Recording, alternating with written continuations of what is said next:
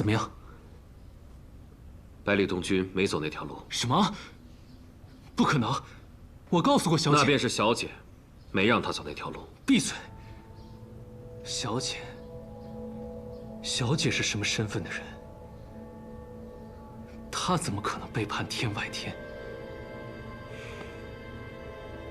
小姐或许没有背叛天外天，但可以肯定的是，小姐现在的所思所想，也已不似之前那般。我不懂，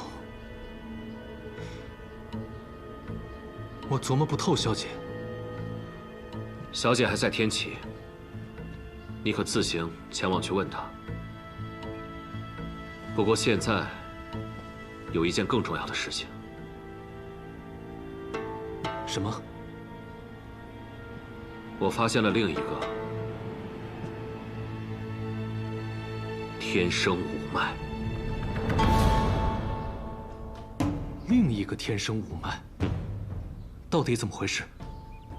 我未曾等到百里东君，但等到另外2位，其中1人在短时间内内耗尽过，似乎是用了不动明王功。不动明王功？没错。而在他与我交手之时，他再次强行使用了内力。倒是条汉子。不动明王功对修炼者的经脉极其严苛，要是在运功时耗尽内力，经脉必定受损。短时间内又强行催动内力，难道他是想下辈子做一个废人吗？这就是有趣的地方啊！我发现他的经脉并未损伤。天生五脉？我也是这么想的。只有天生五脉才能达到这样的经脉强度。那我们带他回去，不是也一样吗？他现在在哪里？景玉王府。景玉王府。传信回宗门，查一查这个人的来历。不动明王功，乃是南绝第1高手羽生魔的成名功法。此人的来历，应当也是非常有趣。对了，雨季，自昨夜之后，无座双尊便失踪了。那可有找到教宗的标记？按说，双尊即便提前离开了天启，应该也会秘书通知我俩，或是在路上留下标记。看来，如今的情况还不容乐观呢。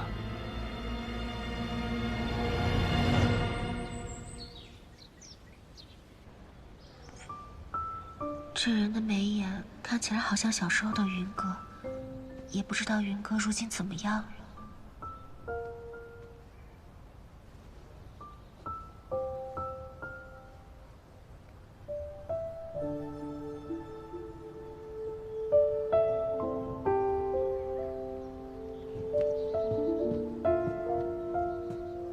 师妹，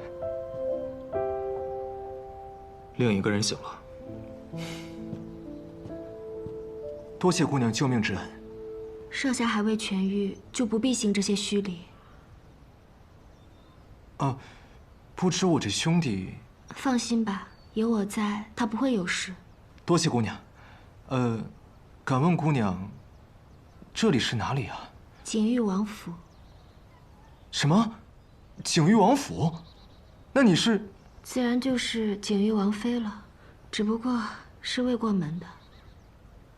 所以是王府救了我们？不是我，我救你们与王府无关，只是你们恰巧落到了我的院子里，而我与这叶鼎之。叶鼎之倒是个挺威风的名字。我与这叶鼎之挺有眼缘的，所以就救了。就这么简单？就这么简单。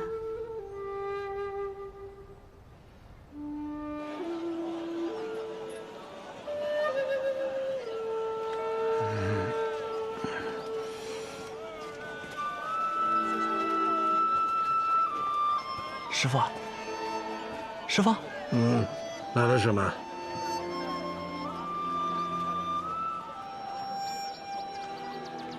哦，还没来。哎呦，东君，我看叶鼎之是不会来了。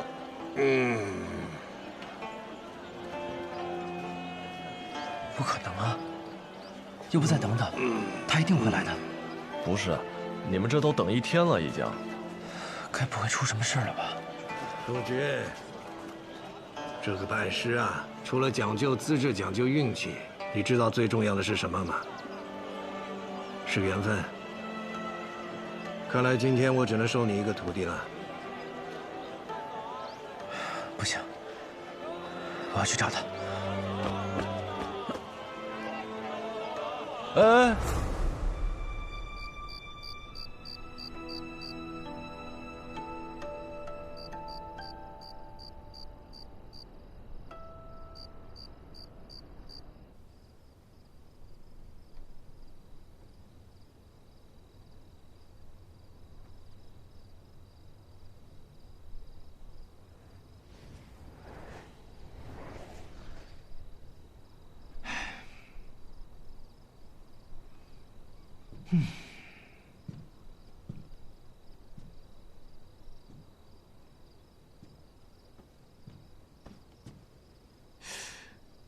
你们王爷可真心大呀！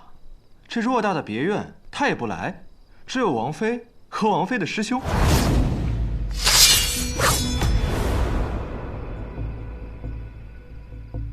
好快的钱！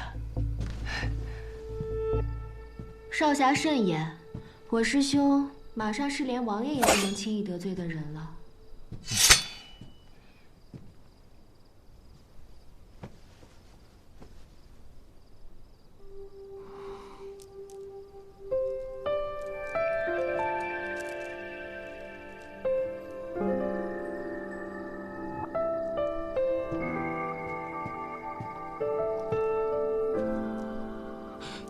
师妹，师兄，你放心，我有数。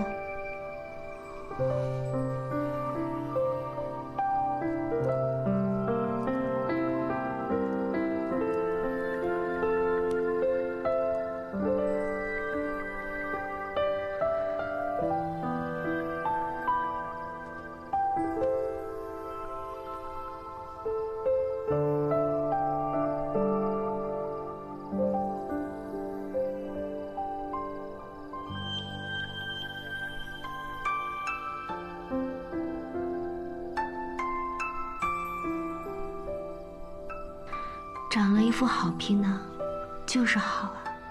王妃何出此言？如果是你躺在这里，就喝不到这冰封水了。我长得也还算是玉树临风吧。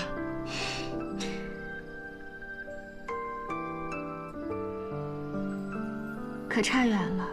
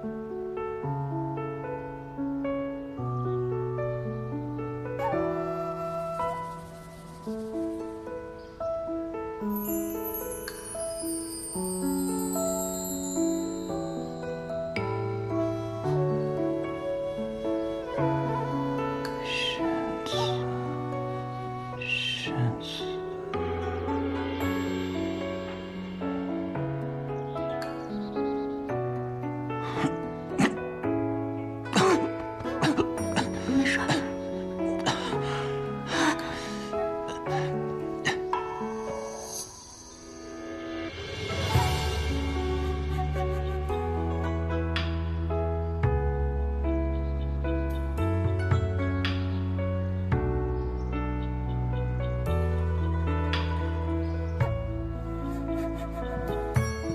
叶兄弟，你醒了？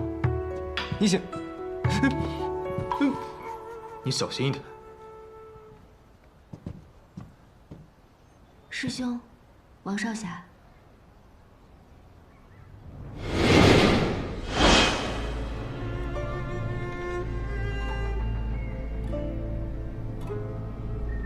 这位是洛清扬，是影宗大弟子洛清扬。我们曾经见过。他是洛清扬，那他，云哥在这里。他是我君。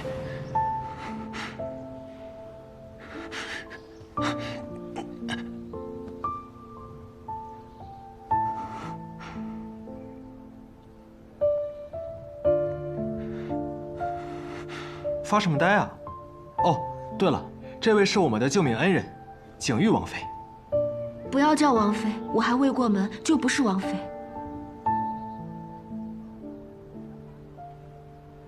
王少侠，你的伤好了吗？多亏王妃和洛兄及时相救，没有伤及内力，现在有无大碍了？那，外面没有高人在追捕了吧？怎么可能啊！皇帝陛下可是给我望城山玉瓷果至清牌匾，从来都是清清白白的，走到哪儿都是上宾以待。那晚只是个意外，那么，你为什么还不走呢？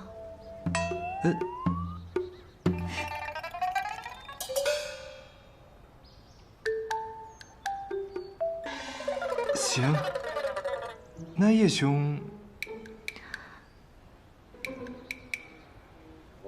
我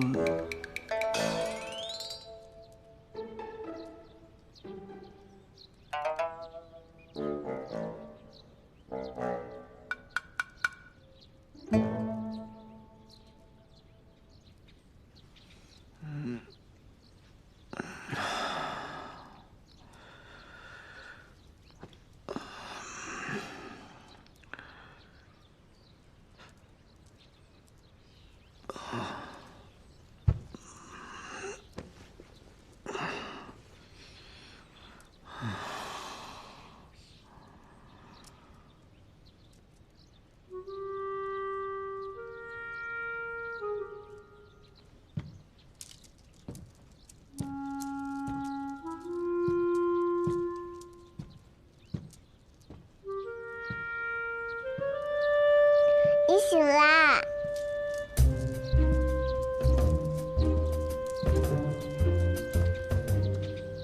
小妹妹，这是在哪儿啊？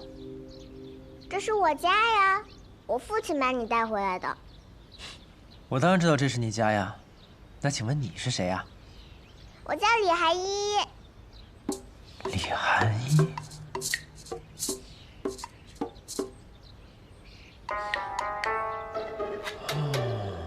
我明白了，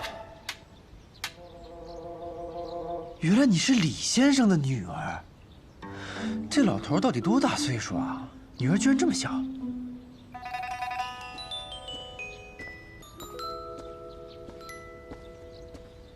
寒一，客人醒了。阿娘，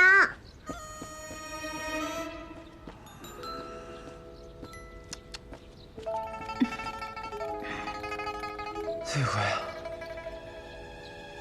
罪过。阿娘，这个叔叔好奇怪，是不是脑子不好呀？跟我阿爹一样气人。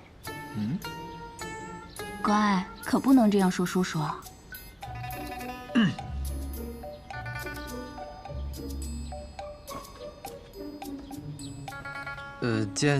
见过师娘。啊？在下百里东君，以后还请多多照顾。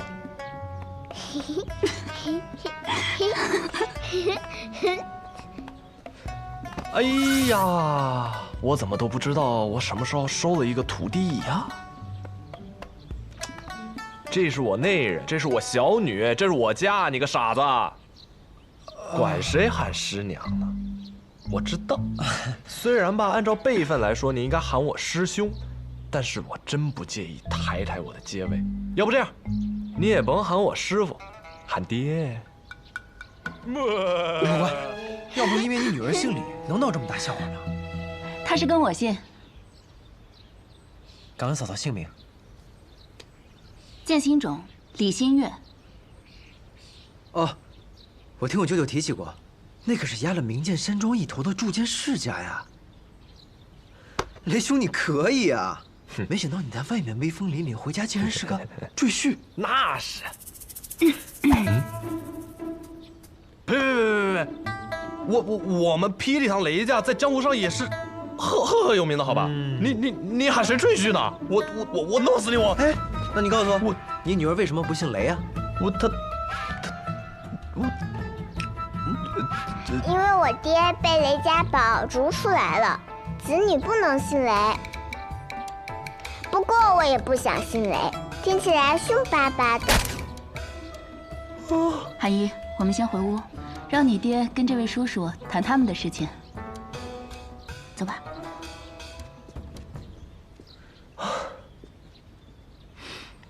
行吧，既然你也醒了，师兄，带你去见见师傅吧。哎，等等，叶鼎之去哪儿了？他回来了吗？不行，我得去找他。去什么去啊？别去了。王师兄，你回来了。叶鼎之呢？难道他先入学堂了？他呀，他现在在天启城中最安全的地方养伤，美人在侧，浓情蜜意的，你就别管他了。什么意思呀？那么你为什么还不走呢？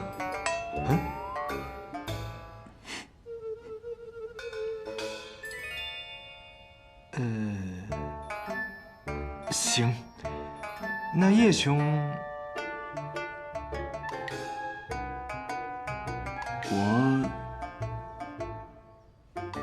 我先不走。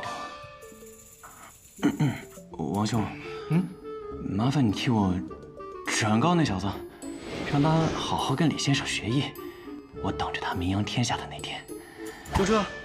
他就说了这些？对啊。王兄弟，那位姑娘救你们的事儿，除了你们之外，还有人知道吗？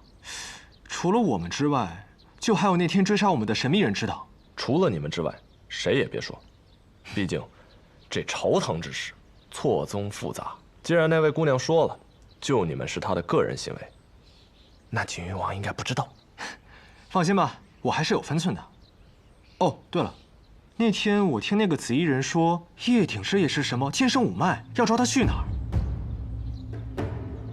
这样看来，景玉王妃那边确实是对他而言最安全的地方。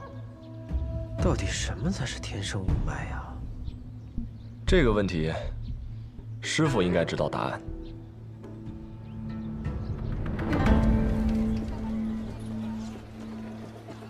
我就送二位到这儿了。线下任务完成，我也该回望城山了。多谢王师兄一路照拂，山高水长，我们有缘再见。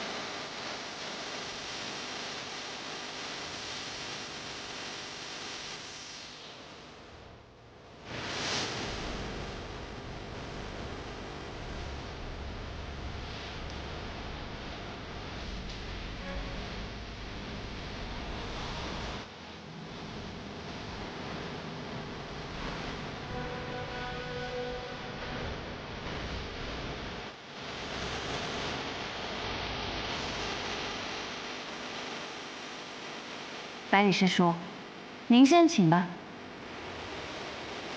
好。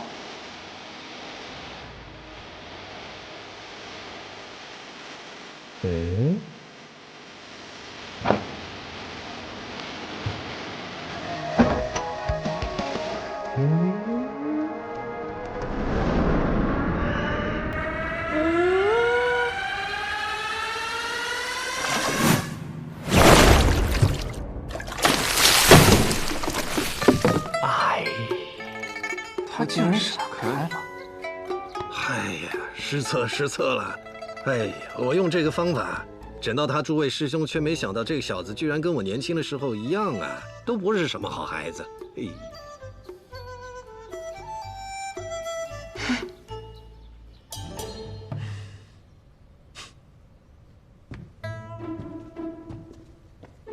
无不无聊，无不无聊。堂堂学堂拜师礼，还用我玩剩下的招？我可是钱东城小霸王，下次能不能换点新鲜的？好了，虽然我们的开场有些遗憾，但是我们言归正传，开始学堂拜师礼。百里东君，尹落霞，我叫萧若风。当然知道了。我是学堂李先生座下七弟子，从今往后，你们可以管我叫七师兄和七师叔，当然，你也可以管我叫小师兄。小师兄，七师叔，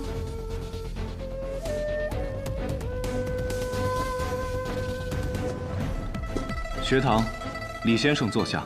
六弟子，洛轩。六师兄，六师叔，学堂李先生坐下。四弟子，莫六月。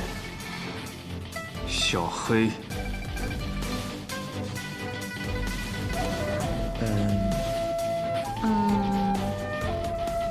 五师叔。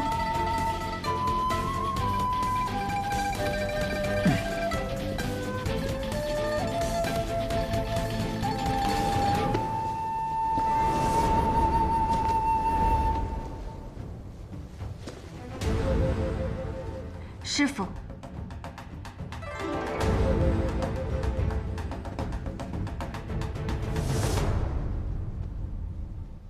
哎呀，这有徒弟的就是不一样，你说是吧？哼！哎，快起来！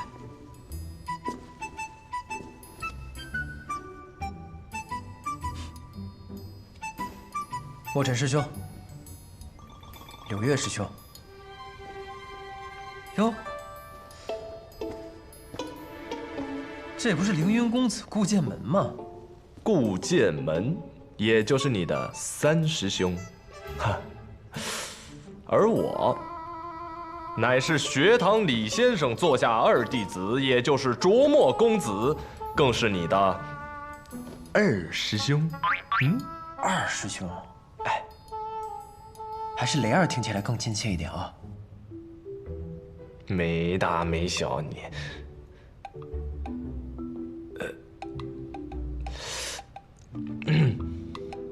叫一个，给你个面子。哎，二师兄，二师叔啊，师弟好，师侄儿好。哎，大师兄呢？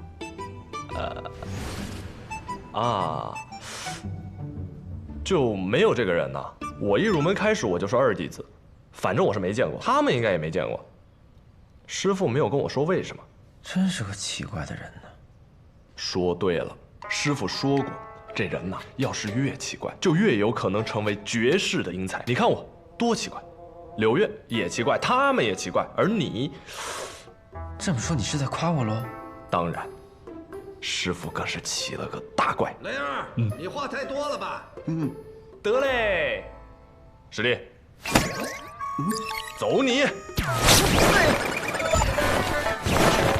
一定要这样吗？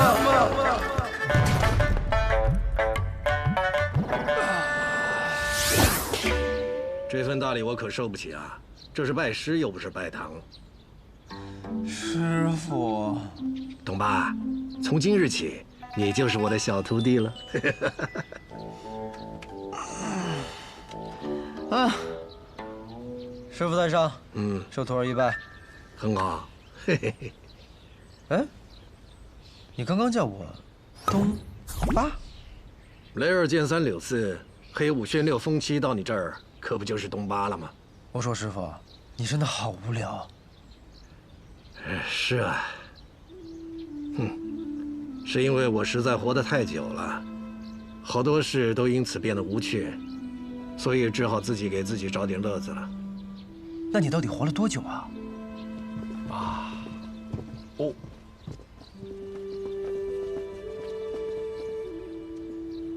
想当年我一见震天引得仙人从9天下凡，他们说我不是人间之才，应当到天上去逍遥。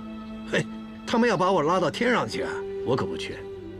仙人就摸了摸我的头，说：“那我便赐你长生吧，好好在人间游历一番。”后来这一幕啊，被诗仙看到了，所以便有了那句诗：“仙人扶我顶，解法寿长生。”你说我活了多久啊？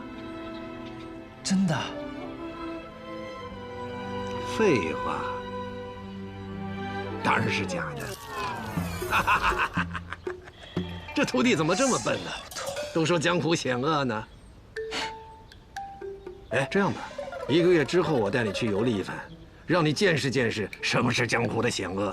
为何是1个月之后啊？你不是想喝碉楼小筑的秋露白吗？这秋露白啊，1月只出1次。哎，糟了，这个月的份额已经没了。没事儿，那就等下个月吧。下个月等你喝够了，咱们就启程啊。对了，师傅，曾有人隐约跟我说我是天生五脉，方才王师兄告诉我，易鼎之他也是天生五脉。到底什么是天生五脉啊？天生五脉，天生五脉是一个幸运又不幸的东西。好了好了，今天的答疑解惑就到此为止了。我困了，困了。不是，真是个奇怪又倔强的老头。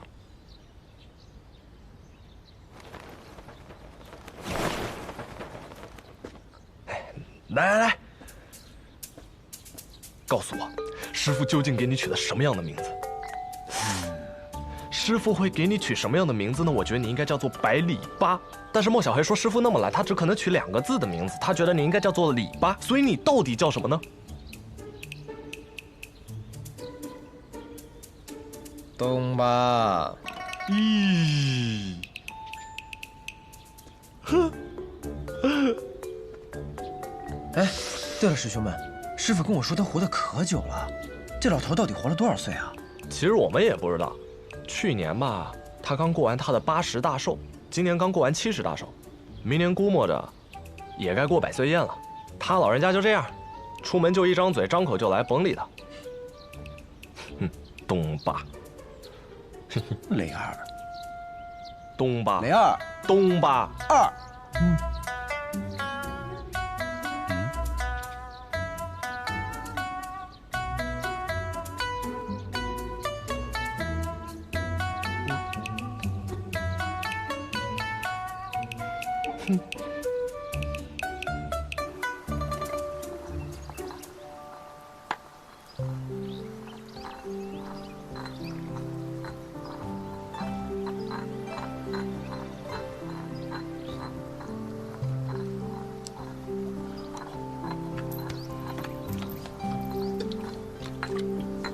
看你这吃法，像是吃到什么人间美味一样。我也尝过一口，这只不过是能咸死一头牛的咸菜，还有前头镇上卖的最便宜的烧刀子，亏你还吃得这么香。如果你也有快被饿死的经历，你就会感激这世上每一种食物。你也有快病死的经历，你怎么就不能感激这些草药呢？亏你还忍心看着师傅自己在这磨药。对了，你让我学的医也学完了，该掌握的也掌握了。按照我们的约定，从明日朝阳升起，你便与这草药无关。我记得，我记得。我怕是这世上最没有尊严的师傅了吧？哎，你说你，明明有学艺的天赋，在短短几个月，就掌握了普通人数年甚至几十年掌握的医理，怎么就不感兴趣呢？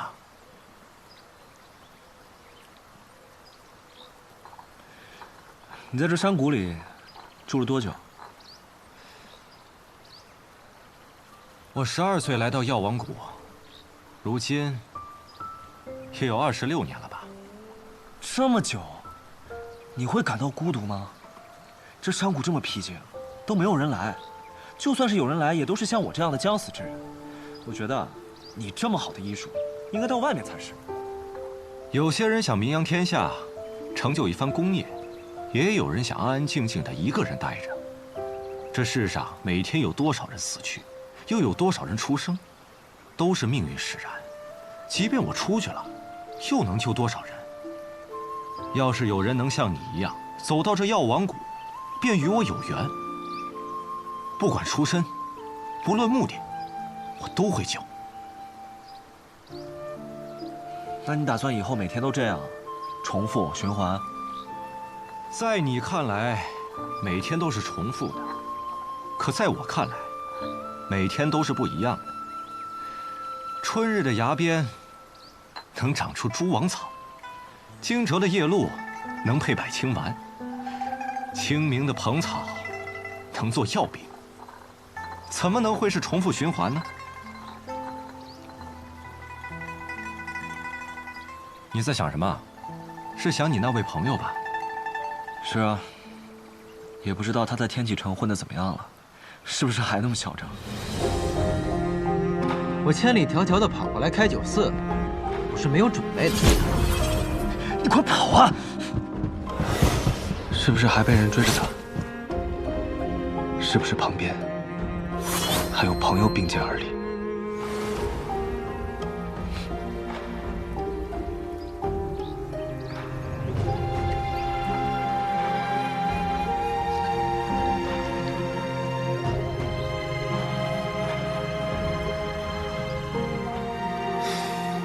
其实，总有一日，我也会离开这药王谷，去看看那外面的山川河海，走走这人间天地。什么时候？在我找到真正的传人，你师弟的时候。那不好意思了，逆徒我就不陪你的了。我今晚把药捣成丸子，放到你的行囊里。每日午饭后，你记得要吃上1粒，一共100粒。我又在青州的穆家要了一味药粉，我又不想让他们知道这药王谷的所在，所以想让你帮我去拿啊。可是这青州也太远了。什么青州？穆家最珍贵的药房是秋炉，秋炉在天启城，你此行是去天启城？你不是早就想去天启城了吗？那便去吧，反正有100颗药丸，够你霍霍到明年的了。去了天启城，要玩得开心，也要记得回谷，好好学艺。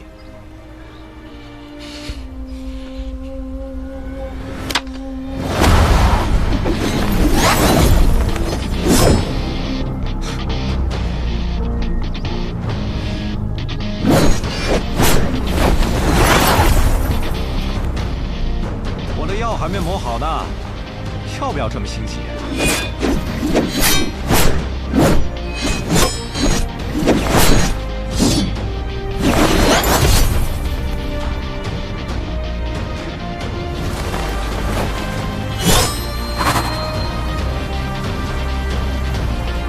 天启城，我来了！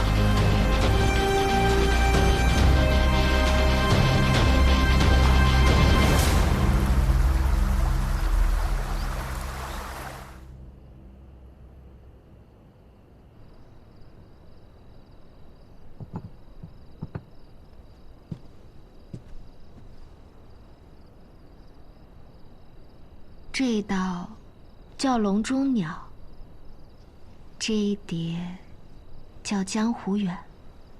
叶公子，请。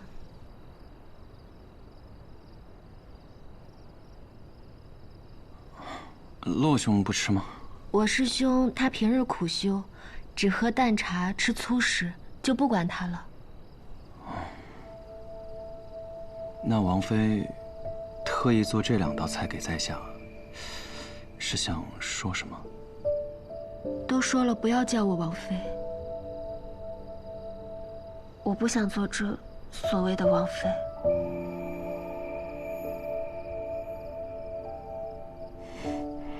好，那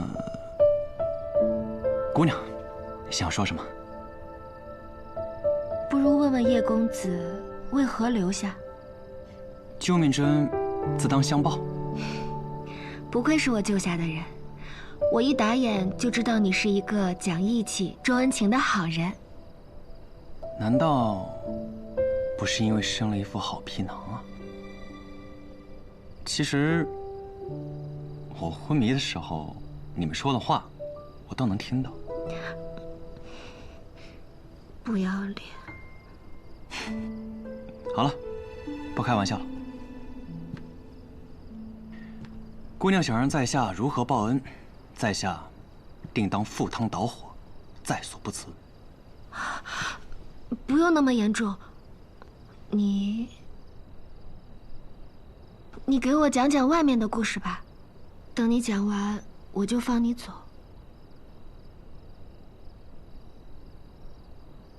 我很久没有离开这里了。平时虽然师兄在，但师兄又是个话少的，所以我连个说话的人也没有。就像这道笼中鸟，虽身处囚笼，却偏偏向往外面的天地。他如今过得竟这样不开心。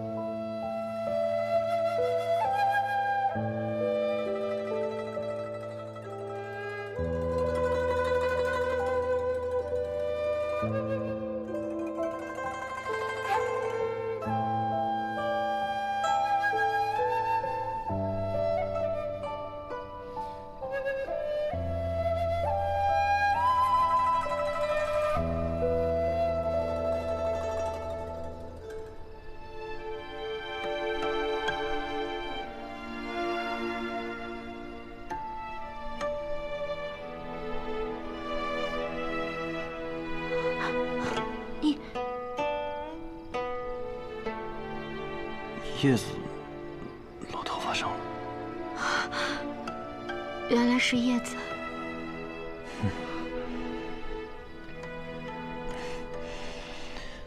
我叶鼎之虽然武功还不是天下一等，若说文采，那也算是差强人意。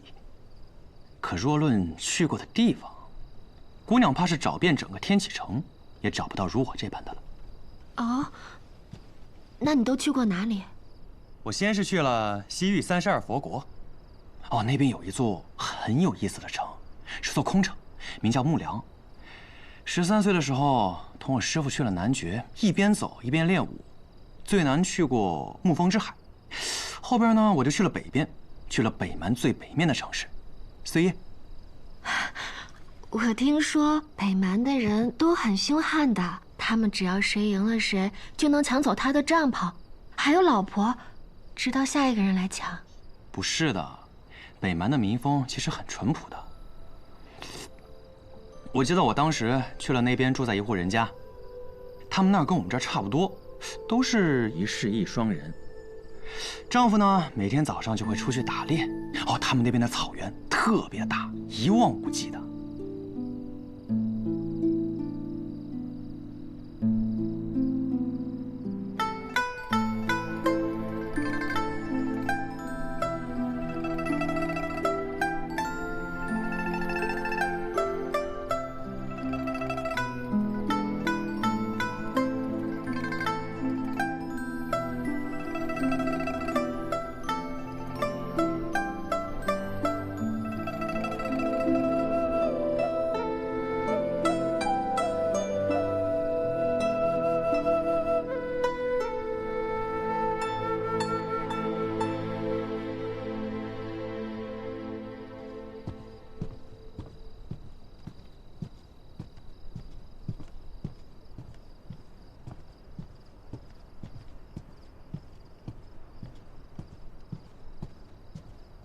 师妹，师兄，你是想要借叶鼎之之力逃出去？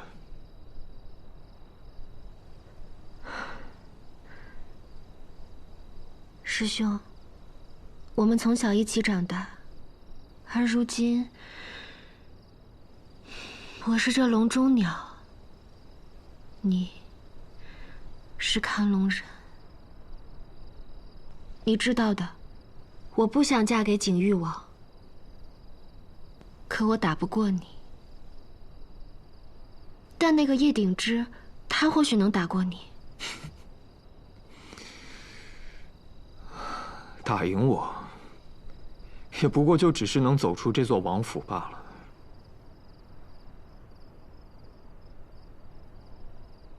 可你利用了叶定之，若是被他知道了，利用了。可我听他跟我说那些故事的时候，我是真的很开心啊。而且他的身上有一种很熟悉的感觉。他也姓叶。